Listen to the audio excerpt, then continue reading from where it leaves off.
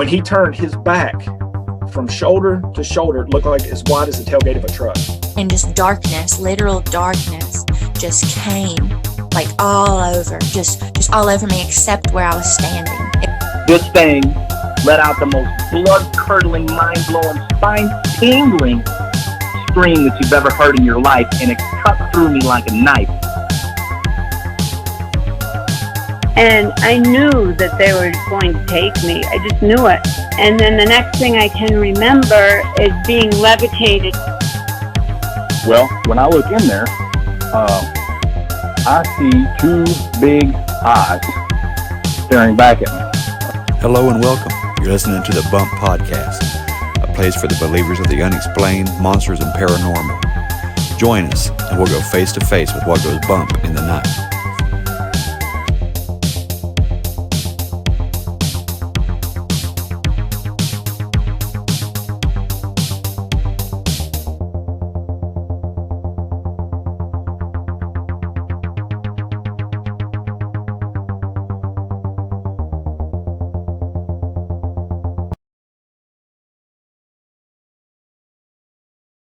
I'm Ward Hiney. I am director, producer, / just about everything for the documentary series Dark Holler, which follows the experience of a family in Southern West Virginia who has been, we think, and we make the case in the series, followed by a particular nameable dark spiritual entity for probably 3 generations that we know of, and I don't know if it goes back further than that because that's everyone that we can talk to, or that's as far back as the memory goes.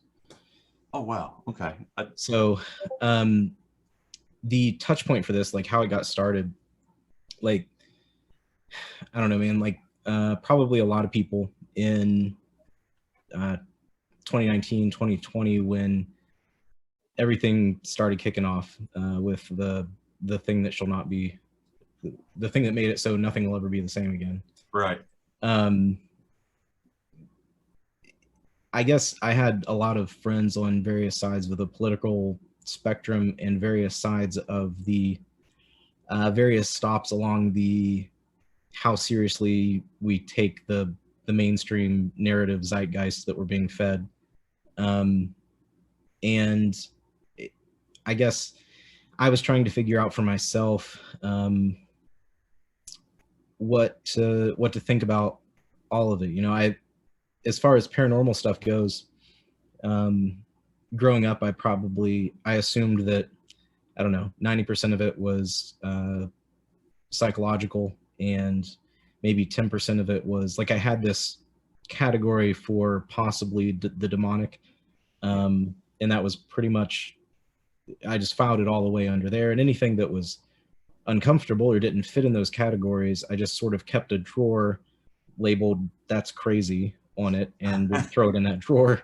Right. And that's real handy. That drawer is real handy because you don't have to think about a whole lot of things, and there's just so much information out there now, you know, so many stories. But anyway, in the middle of thinking about this, I came across Ray Boucher, who was a MUFON state director years ago, and in the early 90s, Nick Redfern wrote a book about this, chronicling his experience, and also Linda Moulton Howes talked about it and talked with him, and claims to have verified with other people his story. But he says that a couple of guys from the Defense Department came to him and essentially said that the multiple intelligence agencies were attempting to contact non-human entities, which, you know, euphonauts, essentially. And that they were, I mean, it's a crazy story. It's crazy. And it would have really comfortably, there was a nice spot for it in my "that's crazy" drawer. Right. But I heard Ray speak, and I watched him speak, and I didn't think that he was lying. And that was difficult to make sense of. So maybe the guys that came to him were lying or whatever, but it was enough to make me think about something that would normally just go in my That's Crazy drawer.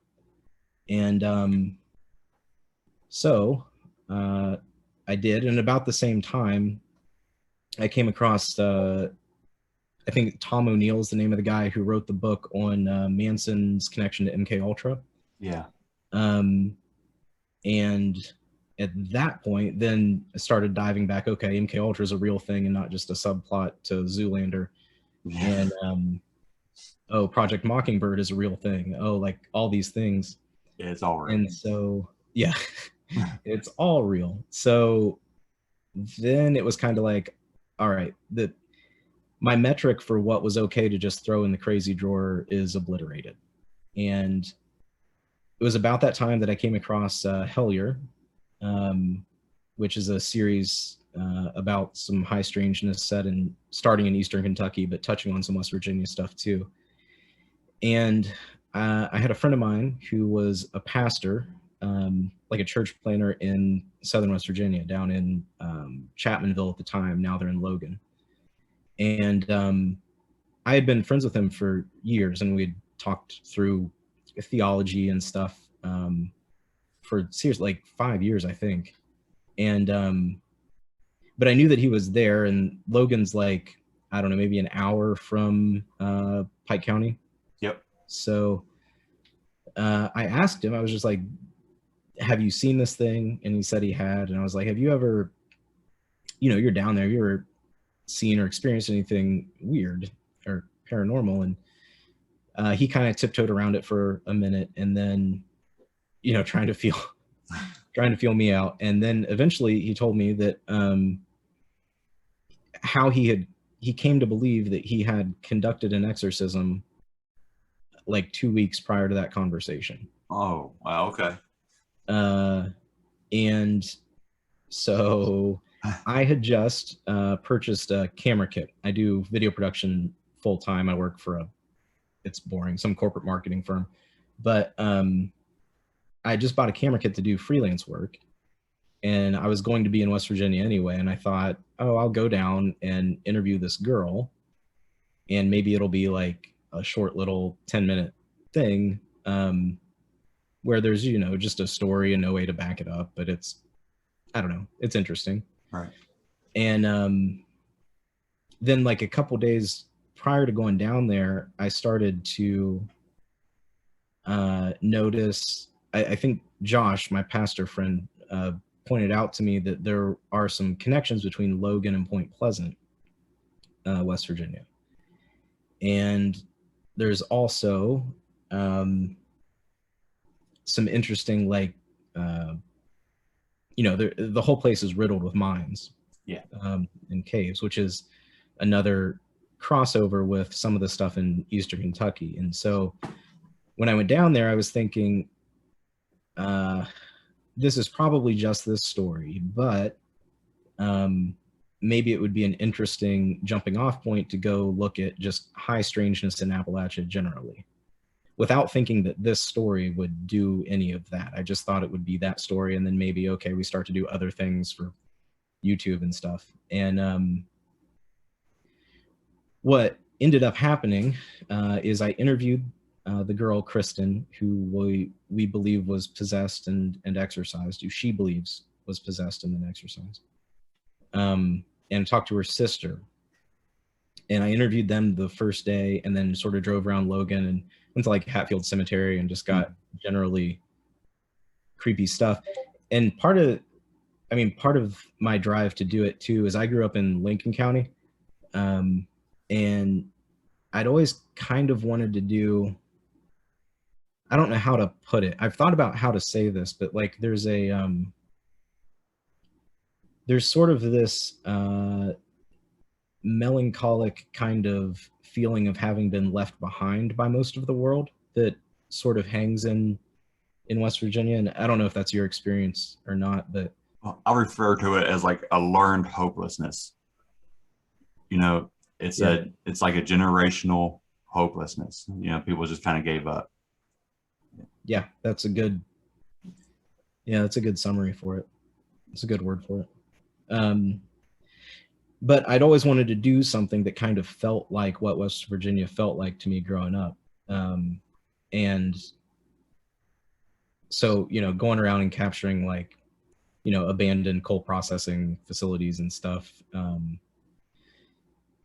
And so that's the first weekend. That's what we did. We just shot those interviews, and in those interviews, Kristen talked about her mother having experienced a lot of stuff the couple of nights before she was baptized. And the way that her story, the way that she told it to me, her exorcism occurred in her baptism. So simultaneously. Oh, wow. And that was one of the things that Josh had told me about it initially, is he had been going back and kind of, rather than continuing a lot of like mainstream evangelical practice, he'd been going back and looking through church history, kind of asking, okay, why do we do the things that we do? And one thing that he had come across was particularly, well, throughout church history, but also after the Reformation, Luther held on to the practice of administering a lesser rite of baptism, or a lesser rite of exorcism, with every baptism. So Josh had been reading that. And then when Kristen's family, who her sister went to church at Josh's church, when they contacted him and asked if Kristen could be baptized, you know, they had been praying for her for a long time, because apparently, you know, she was into pretty heavy opiate use and practicing like not just Wicca, but she had been practicing like hoodoo conjuration work, and it was pretty bad. She had violent outbursts and that kind of thing. And so he knew that when he showed up and she was there to be baptized. And what he didn't know, but what her family and friends say, is that she looked, well, they characterized it as looking dead or looking evil when she arrived at the baptism. And her mother talks about being frightened for what would happen in it. But in any case, Josh shows up and they go down into the water, and her first step or two into the water, I don't know if you've been there, but it's the boat launch at, oh shoot. There's a boat launch on this creek, and I can't remember the name of it. I can show you where it is. It's a park in, you get off at Madison, I think. Or maybe Danville. Yeah. One of the, maybe the exit before Danville. Yeah. Anyway, it's a boat ramp that's a very gentle entry into the creek. Is it Mud River? Huh? Is it Mud River? It might be. Okay. There's a little park there with like a, you know, there's a picnic table and some swings. Yeah, I think I know where you're talking about. Yeah. It's right at, there's like a, there's a bridge right next to it. Anyway, like her second step into the river, she like falls over, and she says that she's broken, she tells Josh she's broken her toe or her foot or something. And so he asks if she wants to go back, and she says, no, let's keep going. So they go on out into the river, her limping. And then in the baptism itself, there's some weird stuff. When he starts into the Trinitarian formula, she starts kind of convulsing. And also her posture does this weird thing. There's cell phone video of it, but she leans back as if being, Josh talks about how like when you hold your kid by the hands and they like drop their weight, you know what I mean? Yeah. She's doing that kind of thing, leaning back. And then before, like, it's interesting hearing multiple people's accounts of it, because things that Kristen perceived to be happening, like she's in and out, and she's also, she talks about being sort of out of body, like having an out of body experience, which is something she said would happen for weeks at a time in the months leading up to it.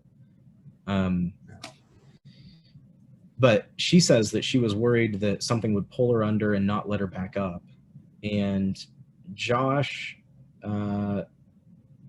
says that when you say in the name of the Father, Son, and Holy Spirit, and then you dunk.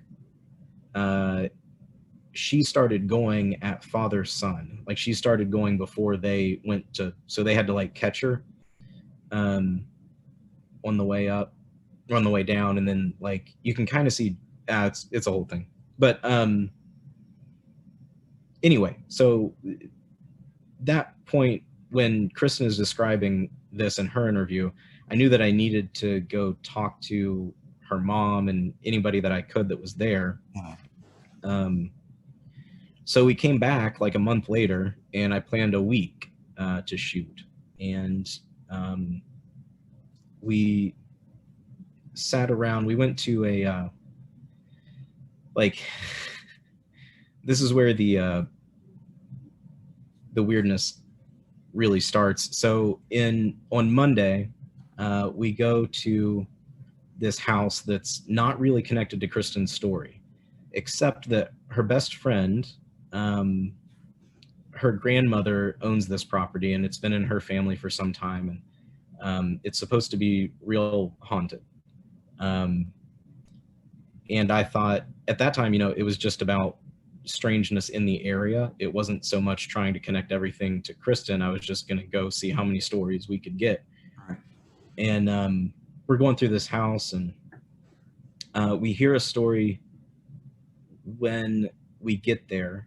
Bear in mind, like, this is having seen Hellier and having asked about mines and that kind of thing.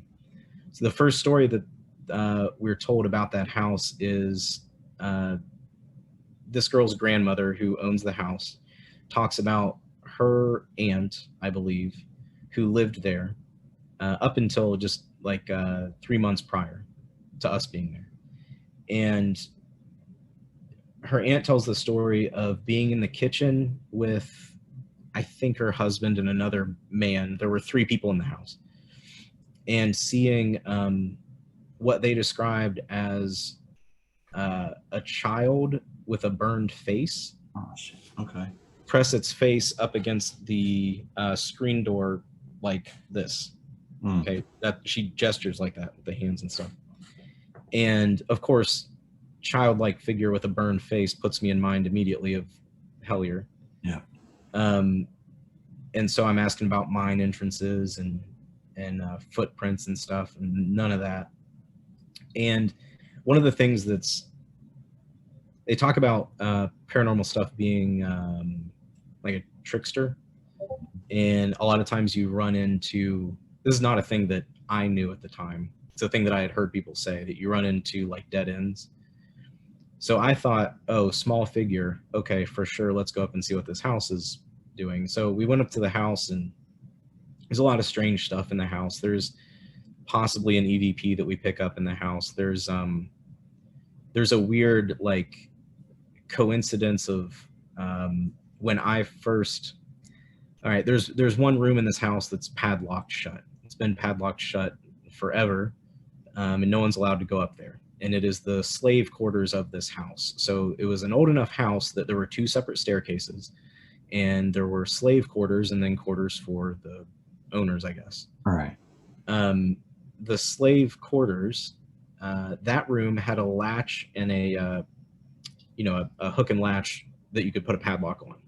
Mm-hmm. And according to everyone there, that room had always been locked. You weren't allowed in it. So we go up to that room, and as soon as I'm leading with the camera, and the camera comes up the stairs, and there's another room kind of to my right, and then through the door with the lockable thing is the slave quarters. And so I walk into that room, and sitting in the middle of the room, propped on like a 1970s style clothes hamper deal, is this painting of a tree. And it has a name on it, Dalmer, D-A-L-M-E-R, but it's sat in the room in such a way that it's very clearly like it's the first thing you would see. It's in the center of the room, and propped up against a wall. And I noticed it, and my other my other guy who was running camera with me, I know that he noticed it too, not because we said anything to each other, but because when looking at his footage, he comes to the top of the stairs and like snaps right to it with the camera too. Oh, wow. But at the moment that I snap to it and like I pull focus, and right when it's in focus, there's like what I thought at the time was a gunshot outside. I thought someone was hunting up the holler. But downstairs on the mic, it doesn't sound like that. It sounds like a clap or a case slamming shut or something. And anyway, so that painting, and then in that room, we also found a book called the Star Book for Ministers, which was it's like a liturgical manual for ministers in Methodist Church, I want to say. I mean, this has been like a year since we've been there. So you went into the padlocked room? It was not padlocked at the time that we went there. It had been unlocked. Okay. But there's like a loop, like a metal loop drilled into the wall, and then like a flat latch with a slot cut in it to go in the padlock. So we found that and the star book, and then there was a mirror that they claimed to see shadow figures in. And again, no one had been here for 3 months, and there were, like, in the dust on the mirror, there were 4 fingerprint like drag marks down it in the dust.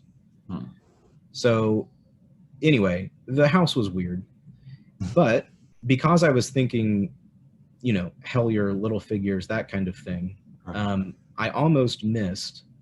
We went back down after we'd been to the house. We went back to the grandmother's, and I talked to her for a minute, and she was like, "Oh yeah, I remembered a thing." And okay, hurry up and get the camera together.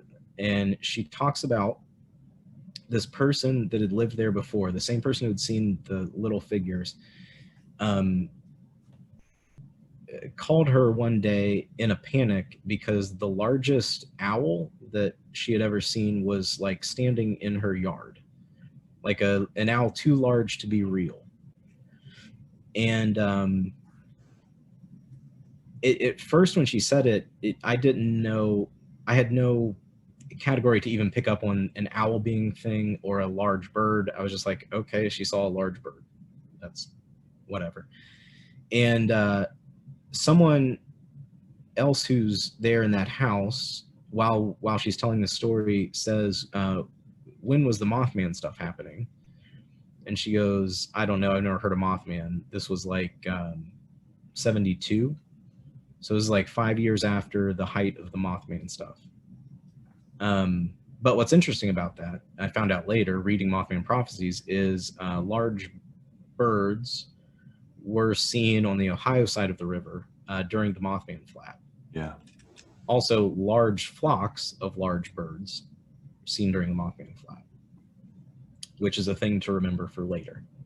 So there's a lot of these things that, like, the payoff doesn't happen until I get back a week later and I notice something. So here's an example, and this is the weirdest. I know the story has taken a long time. No, I'm loving it. You got me pulled in.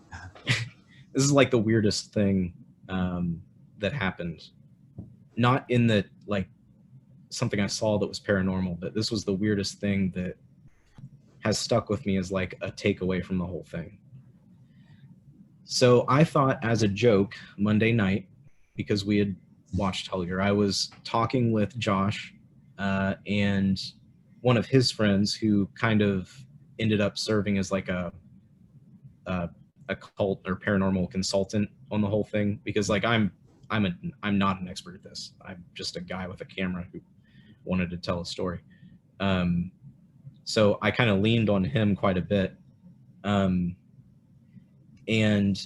I was jokingly, I took like Star Book for Ministers and Dahmer tree painting, and I forget how I phrased it with the mirror, but I took some stuff and threw it into Secret Cipher of the Euphonauts, which they use in Hellier, kind of as a joke, because I thought these answers are so vague that you could make, you know, I don't know if you've ever used it, but like you put a phrase in there and it gives you a numeric value, and then it shows you every possible phrase that could correspond to that numeric value. And it's endless. Like you could load pages and pages. And what's it called? So- Super Finder? Secret Cipher of the Euphonauts. I've never touched that before. Supposedly, I mean, don't. That's the lesson that I learned. But apparently, this was like a cipher given to Alan Greenfield by the Euphonauts. Okay. I think that's the title of the book that he wrote, actually, A Secret Cipher of the Euphonauts. But anyway, so I plug these phrases in kind of as a joke because, haha, they did it in Hellier. This will be funny. Let's see what comes back. And one of the things that comes back is hold bear. The phrase hold bear. So we were joking about trying to find mine entrances.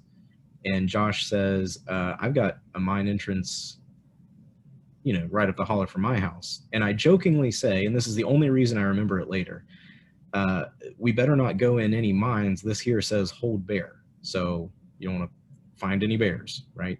Right. So Friday of that week, Monday is the night we went to that house, hold bear Friday.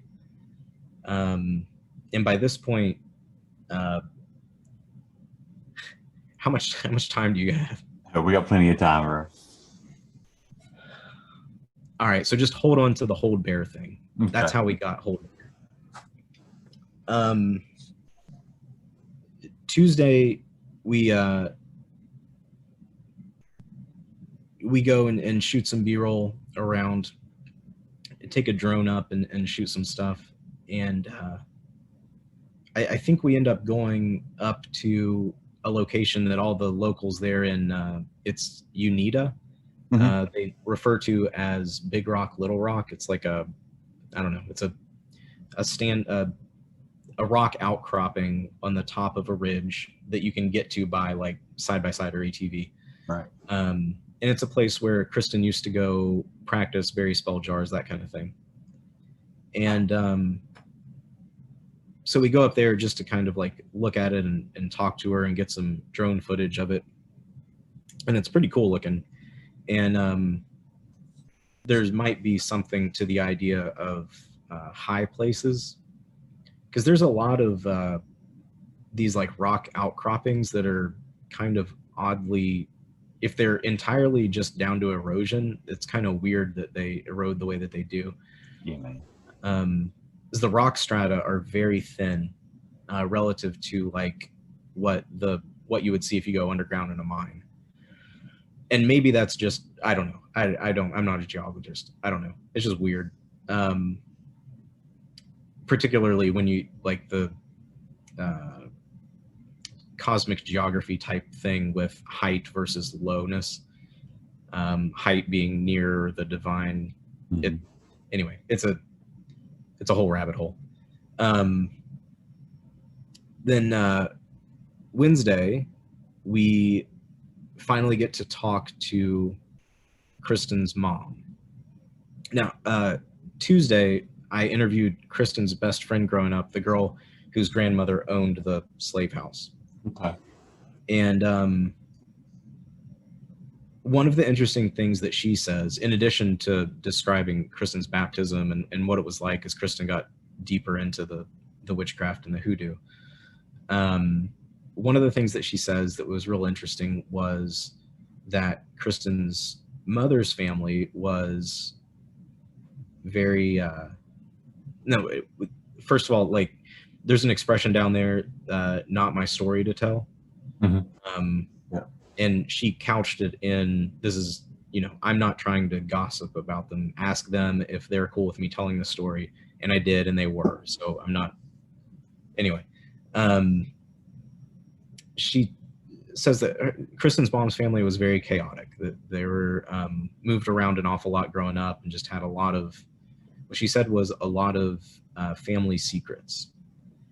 And so by Wednesday, and then also Kristen's sister Monday night had mentioned something about her thinking that this possibly went back before Kristen. And so I'm like primed to talk to Heather, Kristen's mother. So Heather didn't want to do a sit-down interview. She was reluctant, and I understood that. I didn't know at the time all the reasons that she had to be reluctant, but I thought, as someone suggested, maybe instead of like a sit-down interview with a tripod and the lights and everything, we just all gather at Kristen's sister's house and kind of keep the cameras in the background and not just kind of follow the conversation. And so that's what we did. And then it turns out that Heather's family has a whole bunch of oddness. So Heather's one of 16 children that survived to adulthood, out of, I believe, 22. Oh. I don't want to give away like I don't want to, I feel like I want to couch some of that story. It's hard to get straight to it without being exploitative. Right. And I'm very careful in how I do it in the series, so I want to like maintain some of that. But one of the things that connected Kristen to a prior generation is that Heather's brother, Craig, also practiced some form of witchcraft we were not able to determine. But he practiced it with a person who demanded to be referred to as Lilith. That was the name that this person wanted to be called. Of all names. Okay. This person was not born a woman,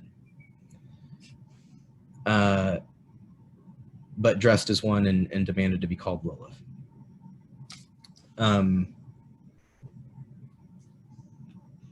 It was like at that point that Kristen was like, that's so weird, because Lilith is a deity that she would conjure, worship, pay homage to.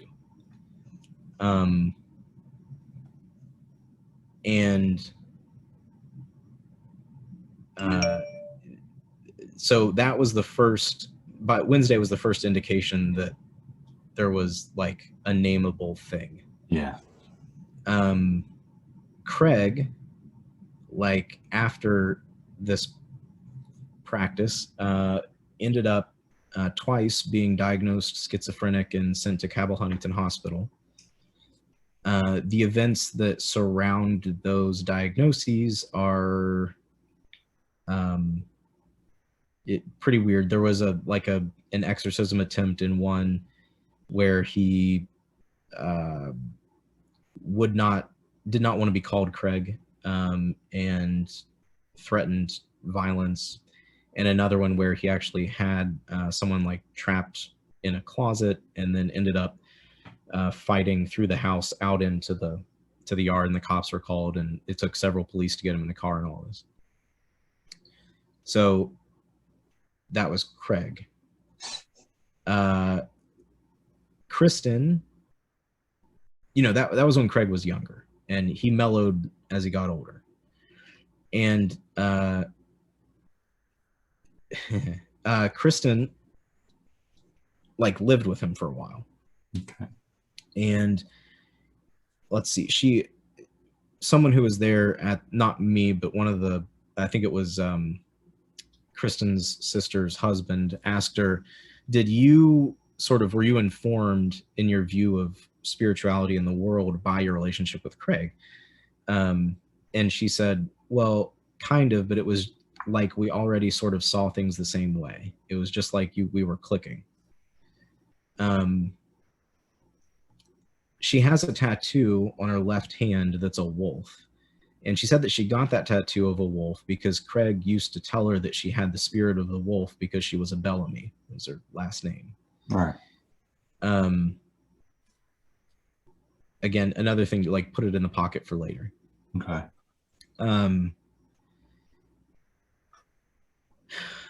Additionally, she had tattoos on her arm, on her shoulder. There's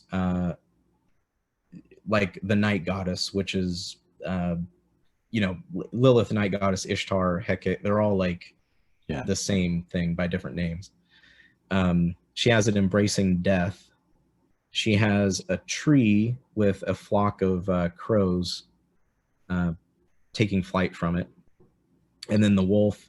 And then on the inside of her forearm, she has the 3 phases of the moon, the like common maiden, mother, crone cycles of a witch's life. It's like a common Wicca symbol, and also associated with the night goddess of various names.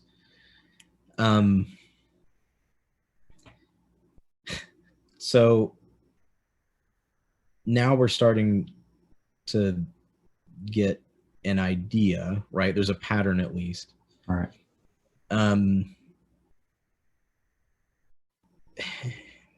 Kristen had a nightmare. I think it was Tuesday night that we were shooting. And in the nightmare, this is post-baptism, but in the nightmare, she sees this thing that she describes, before we're talking about Lilith, she describes it as feminine. And it says something to the effect of, it's going to take more than that, we're not going anywhere. And she wakes up with the feeling of something like choking her. So Josh had just posted, again, not having talked about Lilith, Josh had posted something on Facebook concerning Psalm 91. I don't know if you're familiar with Psalm 91. I wasn't. I'm not. Maybe after I hear it, but in Kristen's nightmare, when she sent a message to like the family and the people who were down there that she had this nightmare, and I, having just read Psalm 91, thought this fits. It's a promise of protection under God's wing, and I thought this fits, and so I posted a section of it as a response to her. And then she apparently had also months prior given her mom a pendant to hang from her like rearview mirror. Mm-hmm. It had Psalm 91 on it and a bird feather. And so Josh is in the room while we're having this conversation with Heather. Everyone's around the table on Wednesday, and we start trying to figure out if that's a genuine. We stopped using the word synchronicity, but that would be the like paranormal word for it. right. We started using the word providence, but either way, whether it had just been sort of an insular thing where I had heard it from him, who'd got it. But then when Kristen had given her mom a thing with Psalm 91 on it months before any of us knew any of this, it was a little more legitimate, I feel like. But the thing about Psalm 91 is there's one of the passages, I think it's like verse 4 or 5, is you shall not fear the terror of the night. Some translations render that the screech owl, and it's agreed upon by most commentators that that's an idiomatic reference to Lilith or Lilitu or Lilu, which is the Mesopotamian demon that's kind of the first iteration in literature in the Epic of Gilgamesh of the thing that we come to refer to as Lilith, or the night goddess. So at this point, we're like, okay, I'm no longer thinking this, there's nothing Hellier or little people about this. This is like everything, the whole pattern seems to indicate this thing that has a name, or at least behaves according to an archetype, maybe, that is following her. And then we let Heather listen to what I think is an EVP from the cell phone video of Kristen's baptism itself. And in that cell phone video, there's like a screech or a scream sort of thing that no one there seemed to have like an explanation for what might have made it. It's sort of like a mountain lion or a panther kind of sound, but slightly lower pitched. Wow. And really fast. It's just rap. And I played it for Heather, and she said after she heard it once, she asked me, "Is that a scream?" And I said, "I don't know. It's a good question." And then she listened to it again, and she was like, I asked her, "Is that familiar?" And she said, "Yes, very." And she said that she had heard that voice call Kristen's name in her house because Kristen was staying with her.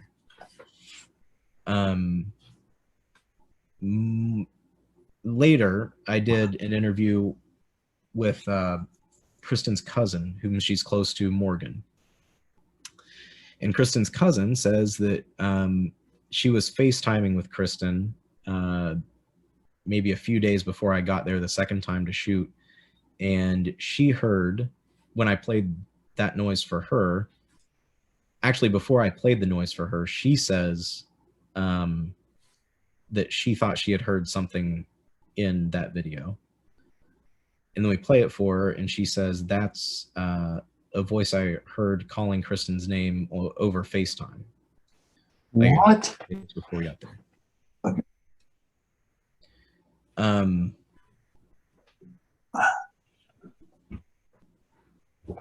Josh, the first night that we were there after the slave house, we all sort of did a campfire thing because I wanted to hear everyone kind of reflect on the baptism.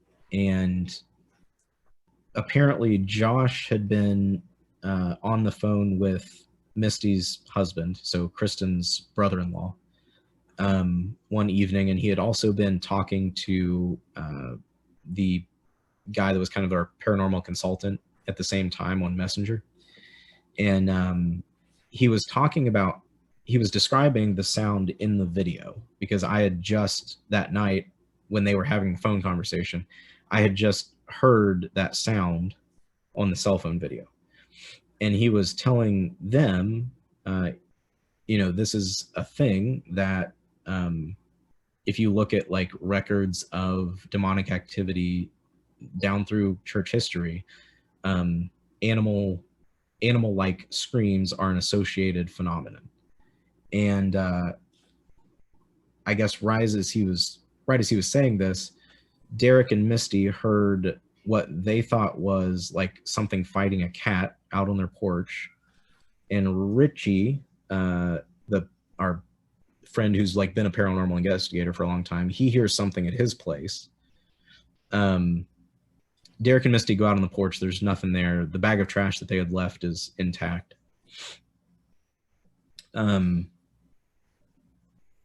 So I don't know. There's something about that voice. Everyone that has listened to it or has claimed to have heard it separately, like independent of each other, before we had any of the Lilith Psalm 91 connections, they all described it as female. They all described it as sounds like a woman, but it sounds angry.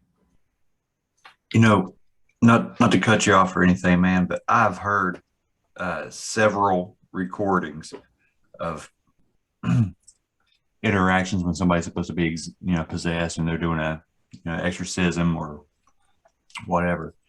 And it's always such a similar sound, like totally unrelated videos, but it's always this. And when you said panther or wildcat, it's always this feline type purr growl kind of thing. And that's just what I'm getting in my head while you're talking about this. And look, I don't like that topic. I don't like demons. I was scared to death of it for a long time. After about a year of doing this show, I kind of got a little stronger in my faith, so I'm not really too worried anymore. But man, that's the most real, scariest stuff on the planet to me. So I'm sorry. Go ahead. No, so one of the I say this in the dog, I might as well. So I told my dad what I was working on. I called him before we went down and shot the second time. And he's like real conservative Christian, and he was trying to discourage me from it, saying like, you're in grave spiritual danger. You are, he said you're poking a demon in the eye. And I thought about that for a while. And I think what I kind of concluded, so I felt like, and I still feel like, the story kind of fell into my lap, and I'm Christian. Yeah. And I've prayed about it a lot, and I think, like, I believe that I'm supposed to tell that story. Then you are. And what I kind of concluded was, if I don't tell it because of fear of how it's going to affect me and my family, and I think that it has. Mm-hmm. If I don't do it out of fear, like, which God am I fearing? Yep. There you go. So, and it's been eye-opening about, you like in Sunday school or whatever, you hear life talked about as if there's a spiritual battle going on. And I don't know. I never really appreciated that, I don't think, until starting to work on this. And I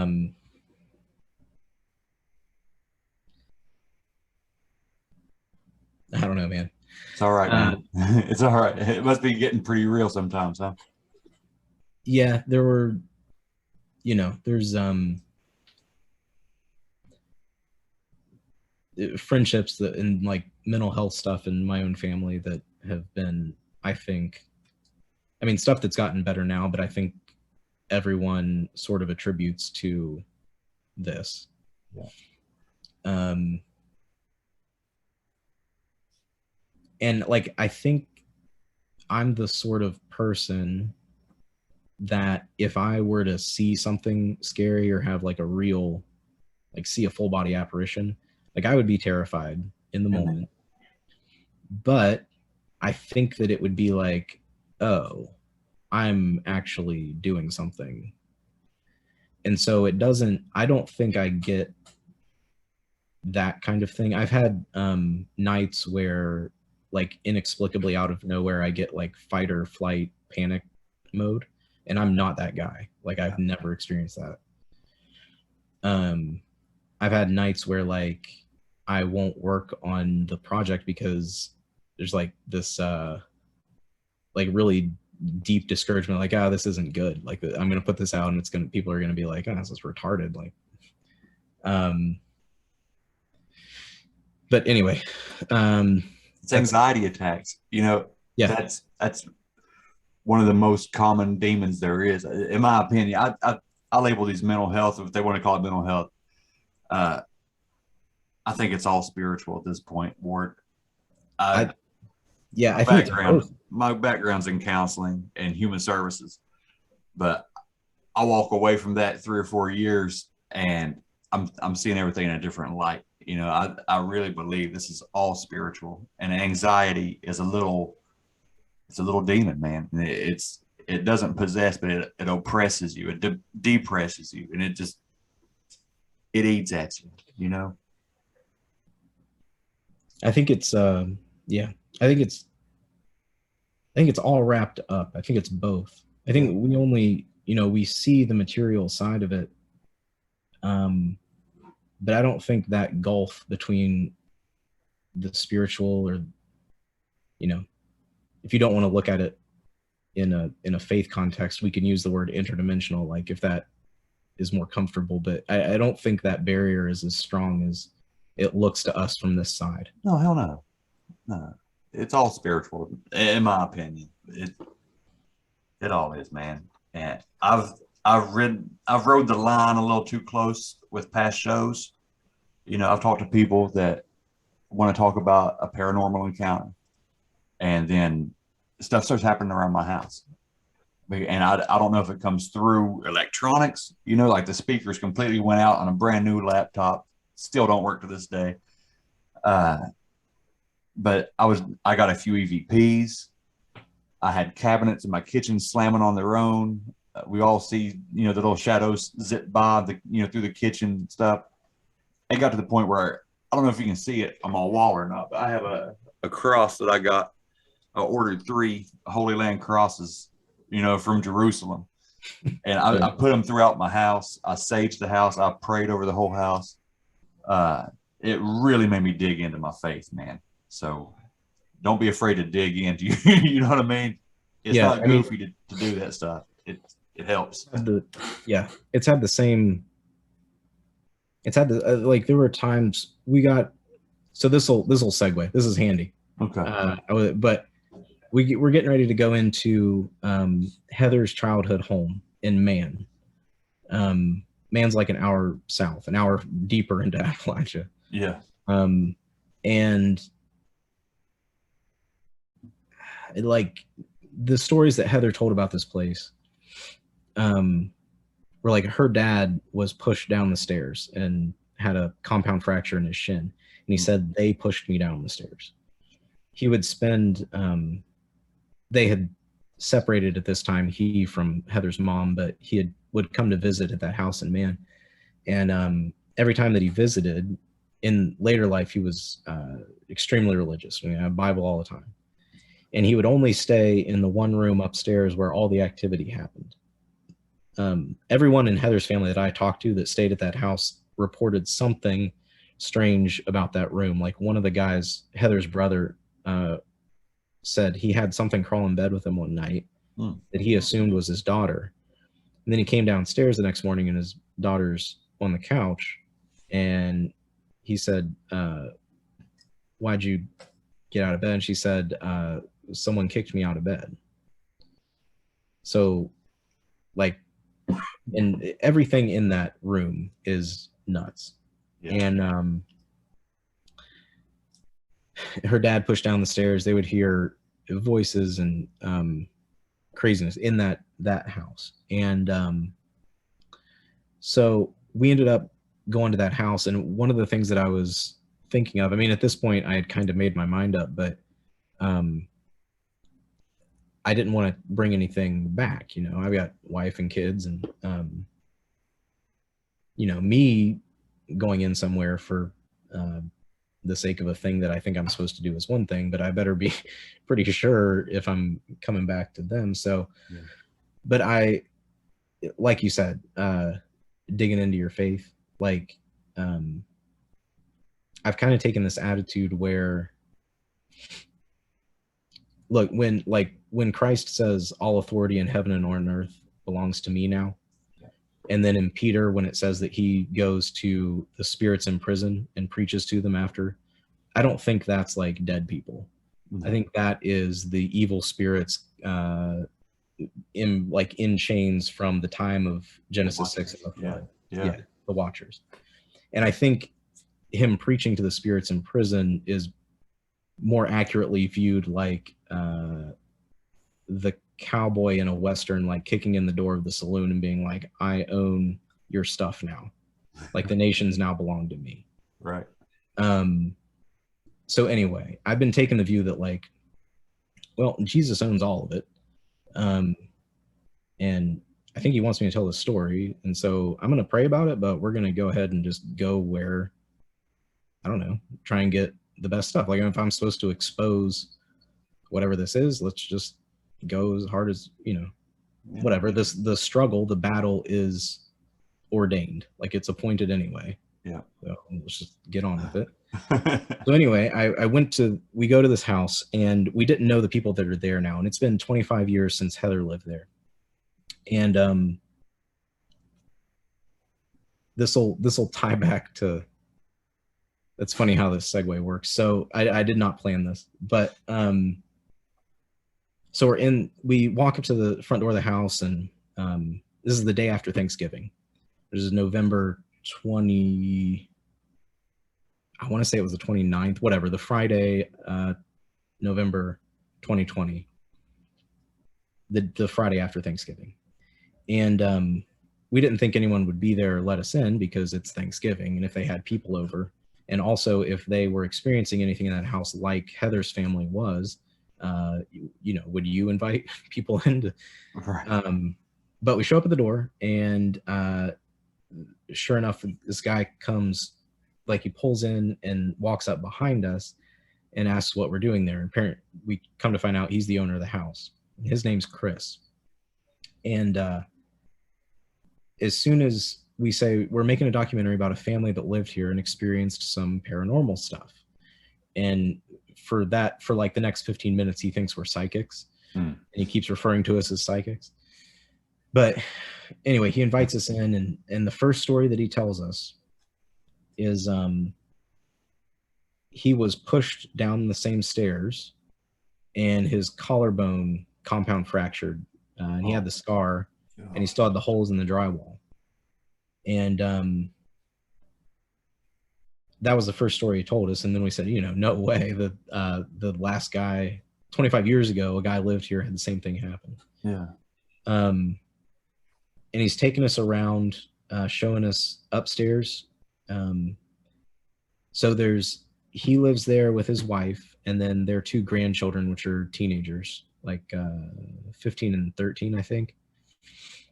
The 13-year-old is very talkative, and has lots of experiences with ghosts knocking things off of things. That's his words.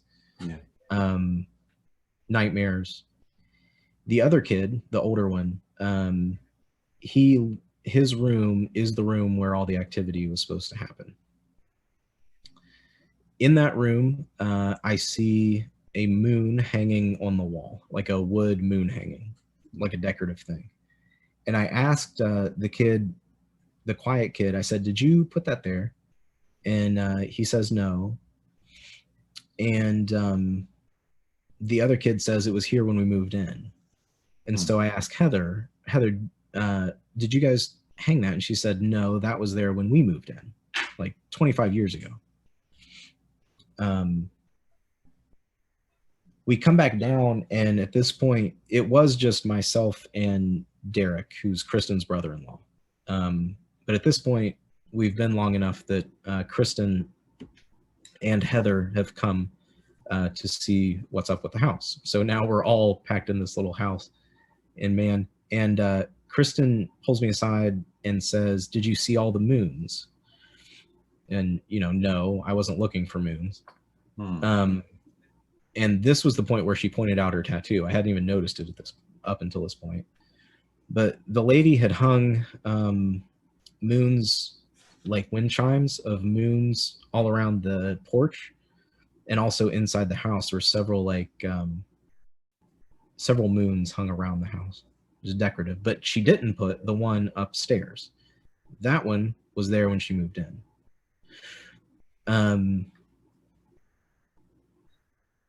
So the kids tell the same story about seeing like a dark figure upstairs, which is the same thing that Heather said, and was the same thing that later we had Dan, her brother, told us. The kids had apparently done their own like informal ghost hunt, going around the house at 3 a.m., which is when everything happens, of course. Of course. And taking pictures with their phones. And they tell me, now I don't have the picture because they say they deleted it, but they told me that they took a picture of the kid who lives in the room with all the activity downstairs, and that over his shoulder they saw a man with a goat's head on his shoulder. I said, "Do you have that picture?" They said, "No, he deleted it." Where would they come up with that at? That's... So an interesting thing that I didn't find out until later when I went and talked to Josh about it, and this is Friday, so we've had a couple days to think on this Lilith thing, is the only direct address of Lilith in Scripture, or Lilith, is Isaiah 34:14 and following. Yeah, give that one a look. In Young's literal translation, as well as some others, so it's God's judgment on Babylon. He's saying, I'll make you a waste. You'll be a dwelling place for Lilith. And it's translated differently. It's translated some places donkey centaur, some places satyr, some places wild goats. But everyone pretty much agrees they're naming two demons. They're naming Lilith and this goat-headed. If you have any like Baphomet. Well, any Old Testament background, like Azalel was the wilderness demon that the Israelites and scapegoat. Yeah. Anyway, Isaiah 34, I think it's 15, says something like something like they'll find its resting place. So,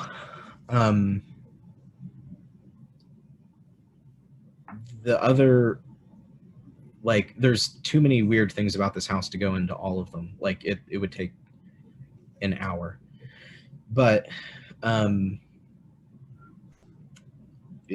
just a couple of them. So one, the grandfather, Chris, lives in the room that Craig lived in when he lived in that house.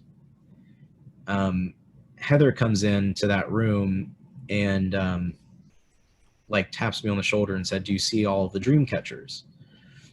Sure. And I said, what are the dream catchers about? And he goes, I asked him, do you have any problems with bad dreams? He said, oh, terrible nightmares all the time. And at this point, like, him and the talkative kid and like, they're all relaying stories about nightmares. They all have terrible nightmares. So I said, so you put the dream catchers up? And he said, yeah, I found those in the hallway and something just told me to put them in here. Heather goes, my brother lived in this room and had, like, he did the same thing, dream catchers all over the walls. And at this point, Chris is pretty spooked out. He's, no doubt.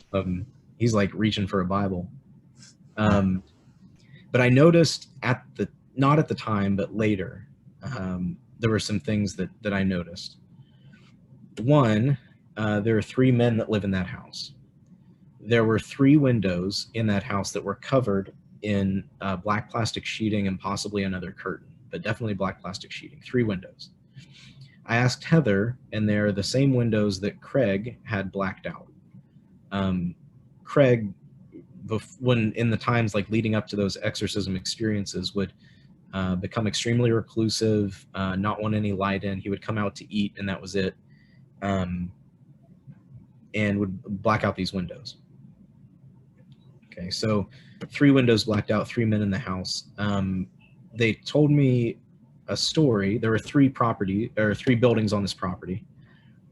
3 days before we arrive, the kid tells me, and then the grandmother confirms, 3 days before we arrive, a 3-year-old burned to death in a fire in one of the houses. Oh, wow. Okay. Is that the child that they saw through the screen door? No, I don't think so. This was years apart. So the kid with the burned face and the screen, I didn't even think about that connection, actually. That's kind of bizarre. But that would have been years prior to this. Okay. Maybe at least a year or 2. So 3s. Yeah, 3s. The last thing, I mean, there's a million weird things about this house and the people that are there, but I'll just say this, because I only have like 20 minutes maybe. I got the footage back from shooting in that house the weekend I came back. So that was Friday. I came back Saturday, and I think it was Sunday night I was looking at the footage. And the first thing that the camera sees when I turn it on inside the house, because I didn't know at that point if they were going to let us record or not, and so I was going to roll on it anyway.